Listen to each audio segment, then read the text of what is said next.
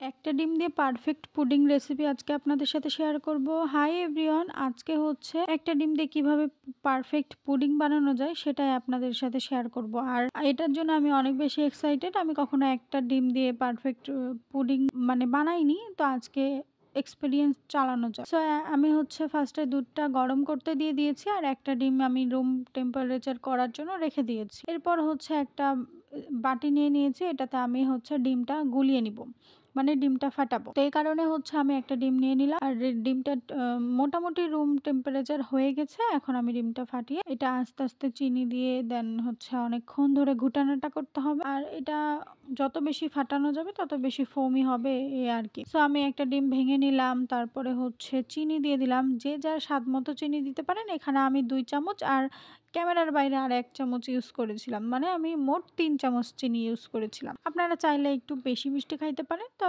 তারা একটু 3-4 চামচ চিনি দিতে পারে। সো এখানে হচ্ছে আমি চিনি দিয়ে একেবারে ঘুটানাটা শুরু করে দিয়েছি। যত বেশি এরকম করে ঘুটবেন ততই বেশি ফোমি হবে, পারফেক্ট হবে। কেমন লাগবে সব নিয়ে থাকছে বিস্তারিত আজকের ভিডিও। ফুল ভিডিও না দেখে অবশ্যই কেউ স্কিপ করবেন না। আর হচ্ছে যারা আমার পেজে নতুন আছেন তারা প্লিজ অবশ্যই আমার পেজে ফলো দিয়ে পাশে থাকবেন। এরপর হচ্ছে ওটা ঘুটানাটা শেষ করে আমি হচ্ছে ক্যারামেল বানানোর জন্য একটা বাটি নিয়ে নিয়েছি। তারপরে আমি এখানে চিনি দিয়ে ক্যারামেলটা সেট করার জন্য রেখে দিয়েছি। তারপরে এখানে আমার ক্যারামেল রেডি। আমি হচ্ছে আজকে কাচের বাটিতে এটা বানাবো, এই কারণে কাচের বাটিতে আমি ক্যারামেলটা সেট করে নিয়েছি। তারপরে তো আমার অনেকক্ষণ ধরে ঘুটানাটা ডিমটা আমি একটু রেস্টে দিয়েছি, যে বাবা তোকে অনেক ঘুটেছি, এখন আর তুই রেস্ট কর। এরপর হচ্ছে আমি 1 কাপ দুধ নিয়ে নিয়েছি।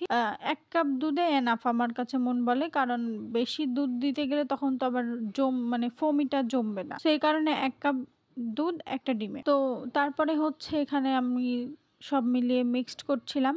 আর আমি না পারফেক্ট রাঁধুনি না, তারপরে আমি আমার এক্সপিরিয়েন্সগুলো আপনাদের মাঝে তুলে ধরি, কারণ সারাদিন বাসায় আজাইরা থাকি, তো এই কারণে অনেক অনেক এক্সপিরিয়েন্স করতে পারি। সো এখানে যদি লাঞ্চ না যায় এই কারণে আমি সুন্দরভাবে ছেঁকে নিলাম। ছেঁকে নিয়ে একটা কড়াইয়ের মধ্যে আমি বাটিটা বসাই দিলাম আল্লাহর নাম নিয়ে, কারণ আমার কাছে অনেক বেশি ভয় করছে। আমি কাচের বাটিতে কখনোই বানাইনি। কড়াইয়ের মধ্যে হচ্ছিল না বিধায় আমি রাইস কুকারের হাঁড়িতে দিয়ে দিয়েছি। গাইস, আজকে হচ্ছে আমি পুডিং বানাচ্ছি। তো রাইস কুকারের পটের মধ্যে হাঁড়ির মধ্যে আমি পুডিংটা বানাচ্ছি। তো আমার একটু ভয় কাজ করছে যে এখানে হচ্ছে আমি কাচের একটা বাটিতে পুডিং বানাচ্ছি। আমি জানি না পুডিংটা ঠিকঠাক মতো হবে কি না, বা আমার অনেক বেশি ভয় কাজ করছে। আর মেন কথা হচ্ছে পুডিংটা কাচের বাটি ফুইটা যায় কি না। আর কাচের বাটি হচ্ছে আমাদের ওভেনের বাটি, এটা না ফাটতেও পারে, তারপরেও একটু মনের মধ্যে ভয় কাজ করছে, জানি না কি হবে। এই যে আমার এত বেশি ভয় লাগছে যে যদি কোনো একটা অঘটন ঘটে আমি তো সেই লেভেলের একটা মায়ের খাবো। আর এটা আমাদের রান্নাঘর। আমার অনেক ভয় লাগছে। সবাই একটু দোয়া করবেন আমার জন্য, যাতে সুন্দর মতো পুডিংটা বানাতে পারি। ভয়কে জয় করে আমি হচ্ছে কাচের বাটিতে পুডিং অলরেডি বানিয়ে ফেলেছি। এরপর হচ্ছে আমি একটা টুথপিক দিয়ে চেক করছিলাম যে ঠিক আছে কি না, সব কিছু আশু বিশু সব চেক করতে হবে তো, কারণ আমি তো এখন রাঁধুনি হতে চাচ্ছি। সো তারপরে হচ্ছে এখানে চেক করলাম যে না ঠিক আছে, পারফেক্ট হয়েছে। কিন্তু মনের মধ্যে তো প্রচণ্ড ভয় ছিল যে কাচের বাটি যদি একবার ফাইটা যায়, আমার মা মনে হয় কেলাইতে কেলাইতে আমার শেষ করে ফেলবে। কারণ আমি যখনই রান্নাঘরে রেসিপি বানাতে ঢুকি তখনই আমার ফ্যামিলির সবাই আতঙ্কে থাকে, কোন জিনিসটা না ক্ষতি করে বসি। সো অনেক জিনিস ক্ষতি হয়েছে, এই কারণেই তাদের আতঙ্ক ভাই। তারপরে হচ্ছে একটু রেস্ট করিয়ে আমি হচ্ছে ফ্রিজে তুলে দিলাম, কারণ এটা একটু ঠান্ডা হলে খাইতে বেশি মজা লাগে। আর আমি একটু ঠান্ডা জিনিস বেশি পছন্দ করি আর কি, ঝাল টক ঠান্ডা মিষ্টি সবই খাই ভাই। এরপর হচ্ছে রাত প্রায় অনেক রাতেই বের করেছিলাম, কারণ আমরা রাত জাগা পথিক।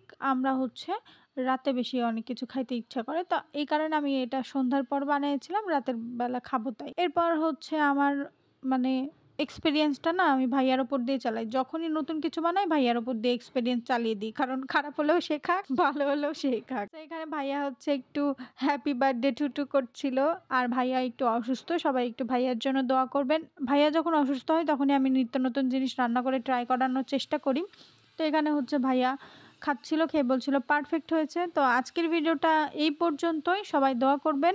আর পুডিংটা সত্যি অনেক বেশি ইয়াম্মি ছিল, পারফেক্ট হয়েছিল। তো তো আপনারা বাসায় ট্রাই করতে পারেন। তো আজকের মতো এই পর্যন্তই। টাটা, আল্লাহ হাফেজ।